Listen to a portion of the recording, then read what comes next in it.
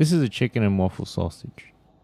It has maple soaked waffle pieces, real fried chicken, and it's all packed into a sausage. And today I'm going to make it. To make this work, I need 3 main elements. First, fried chicken.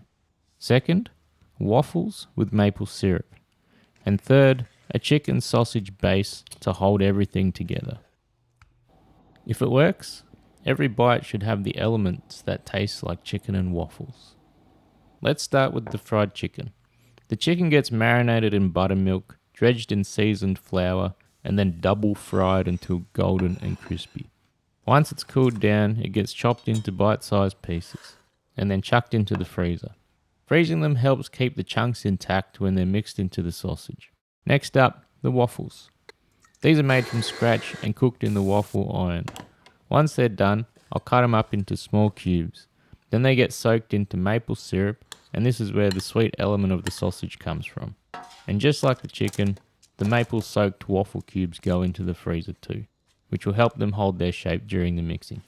Now for the sausage itself. I'm using chicken breast, some leftover wings, and some beef tallow.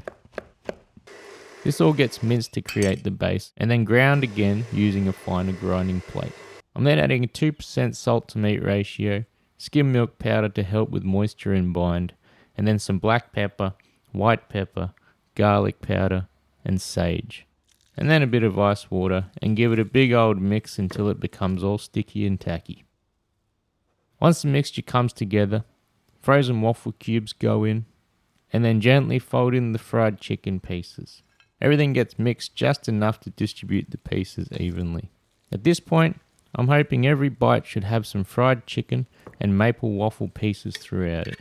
I'm using a large natural hog casing, fill them up, link them up, and let them rest overnight uncovered in the fridge. Then lightly smoke them over indirect heat and then finish them up over the hot coals. And here's the result. I reckon they're looking pretty promising. But what about inside? Yep, I'm happy with that. It's a good balanced flavour of savoury, sweet and salty. The crunch of the chicken didn't really last, but that was to be expected. But the flavour of the breading is still there, which was nice, and the fried chicken didn't dry out either. Also, the waffles soaked in syrup created these little pockets bursting with sweet waffle flavour, which worked really well too. All combined in a well-bound chicken sausage that kept all the individual elements in place.